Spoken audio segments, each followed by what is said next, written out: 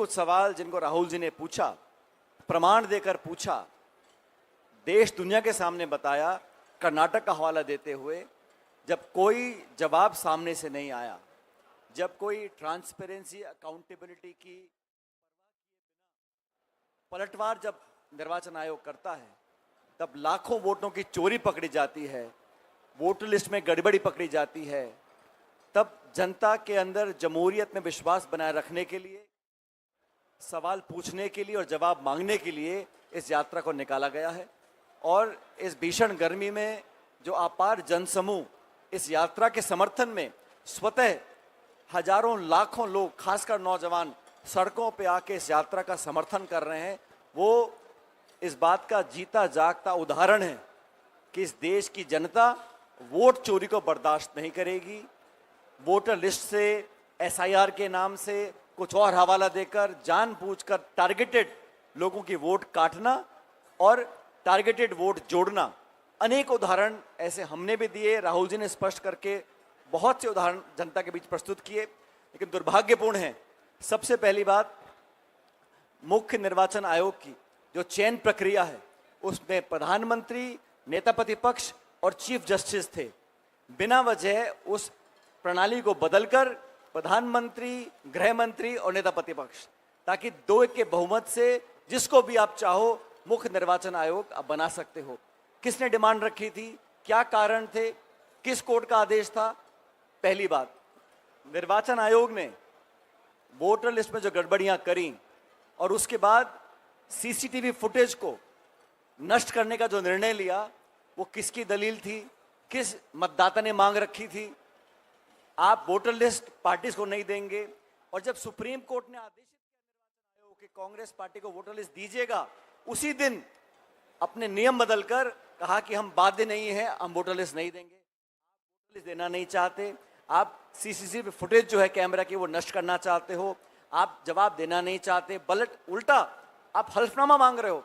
अगर निर्वाचन आयोग राहुल जी के कथन पर जांच करता और निष्पक्ष जांच के बाद बोलता हमें कुछ नहीं मिला, मैं बात मानता था, जांच करने को तैयार नहीं, लाखों लाख लोगों को वोट से वंचित रखने की अगर कोई तैयारी कर रहा है, तो वोट के अधिकार के लिए, इस देश में लोकतांत्रिक प्रणाली को स्थिर रखने के लिए, और इस देश की जो निर्वाचन आयोग वाली संस्था है, उस संवैधानिक संस्था को नीतिगत तरीके से जो खोखला करने का काम किया जा रहा है, उसके विरोध में तमाम हमारा गठबंधन आज सड़कों पर है। और मुझे खुशी है कि सारे हमारे गठबंधन के जो दल हैं, सिर्फ नेता नहीं, कार्यकर्ता भी कंधे से कंधा मिलाकर इस बिहार की सरकार और केंद्र की सरकार के खिलाफ मजबूती से डटे हुए हैं।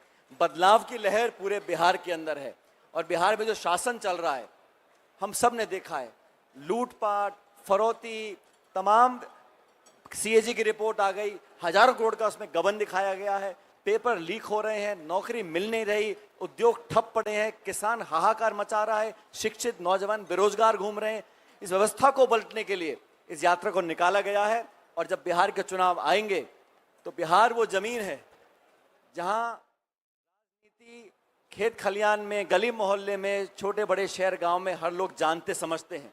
और यहाँ कोई कितनी कोशिश कर ले इस चुनाव का मुंह मोड़ने के लिए, धर्म के नाम पर, जाति के नाम पर, लेकिन विकास, रोजगार, निवेश और सुशासन के नाम पर यहाँ पर बदलाव होगा। और ये मेरा संपूर्ण विश्वास है कि आगामी विधानसभा चुनाव के अंदर हमारा गठबंधन स्पष्ट बहुमत लेकर एक परिवर्तन लेकर आएगा साथियों। और परिवर्तन सिर्फ सत्ता का नहीं, व्यवस्था का परिवर्तन है। बेरोजगारों को नौकरी मिले, वंचित लोग हैं, दलित हैं, पिछड़े हैं, आदिवासी हैं, गरीब हैं, किसान हैं, उनको अधिकार मिले। आज जो सिर्फ भाषण देकर लोगों को भ्रमित किया जा रहा है, उस परंपरा को रोकना होगा। अमेरिका ने जो टैरिफ लगाए हैं उसका कोई जवाब भारत सरकार के पास नहीं है। सही तो ये होता, जब पता था कि इस प्रकार की परिस्थिति पैदा होगी, एक पैकेज तैयार करते। चंद उद्योगपतियों के लिए तो आप लाखों करोड़ के पैकेज देने को तैयार हैं, लेकिन जो लघु उद्योग है, जहाँ लाखों करोड़ों लोग काम करते हैं, हाथ से काम करते हैं, हमारे पिछड़े लोग हैं, कारीगर लोग हैं, एक्सपोर्ट का काम करते हैं, उनके लिए कोई राहत पैकेज नहीं है।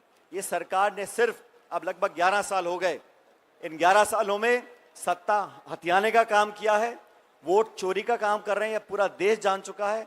और बिहार से एक उम्मीद लगी है, यहाँ पर जो जन समर्थन यात्रा को मिल रहा है, राहुल जी को, तेजस्वी जी को। उस समर्थन का मतलब यह है कि बिहार सहित पूरे देश के लोग समझ चुके हैं कि हमारे वोटों के साथ चोरी होने की संभावनाएं बहुत प्रबल हैं। उसको रोकने के लिए समूचा मुल्क, सारे जनमानस, हम सब इकट्ठा होकर संघर्ष करेंगे। और आने वाले समय में अभी बहुत एनडीए के नेता आकर यहाँ बातें बोलेंगे, लेकिन कोई अपने बिहार के श्वेत पत्र जारी करने को तैयार नहीं है कि कितना हमने निवेश किया। मुझे याद है प्रधानमंत्री जी भाषण दे रहे थे, इतने हजार करोड़, उतने हजार करोड़, इतने लाख करोड़। कहाँ है वो पैसा, कहाँ है वो पैकेज, कहाँ है वो उद्योग, कहाँ है वो नौकरियां? ये सारा सवाल जो है जनता पूछ रही है। हम लोग विपक्ष में हैं, हमारा दायित्व है, जिम्मेदारी है और अधिकार है सवाल पूछने का, संसद के अंदर, विधानसभा के अंदर और सड़कों पर। और केंद्र और राज्य सरकार के पास कोई जवाब नहीं है। इसलिए इस यात्रा को बहुत सफल हम लोग मान रहे हैं। कुछ दिनों में यात्रा का समापन होगा, लेकिन जो जन समर्थन मिला है, और सिर्फ बिहार में नहीं, आज आप सबके माध्यम से पूरा देश देख रहा है जिस मजबूती से राहुल गांधी जी ने इस बीड़ा को उठाया है। हम सब, पूरा देश उनके साथ है। और अंत में सत्य की जीत होगी, वोटों की चोरी बंद करनी पड़ेगी, निर्वाचन आयोग को जवाब देना पड़ेगा। और हम सवाल पूछते इलेक्शन कमीशन से, जवाब देती है बीजेपी। ये मैंने पहली बार देखा है। इस प्रकार की व्यवस्था लंबी चलने वाली नहीं है। और अंत में आज एक हिंसक वारदात हुई है प्रदेश कांग्रेस कमेटी के मुख्यालय पर। मैं समझता हूं ये बहुत निंदनीय है। इस प्रकार हिंसा का सहारा लेकर विपक्ष को डराने धमकाने का काम जो किया जा रहा है, वो कभी स्वीकार नहीं किया जाएगा। ये महात्मा गांधी की पार्टी, कांग्रेस पार्टी, और हमने हमेशा कहा है कि राजनीति में अभद्र भाषा का और हिंसा का कोई स्थान नहीं है। लेकिन जो घटनाक्रम हुआ आज पटना में, उसकी हम निंदा करते हैं, भर्त्सना करते हैं और उम्मीद करता हूं कि सरकार अपनी नींद से जागेगी, इस प्रकार की घटनाओं को रोकेगी और दोषियों पर सख्त कार्रवाई करेगी।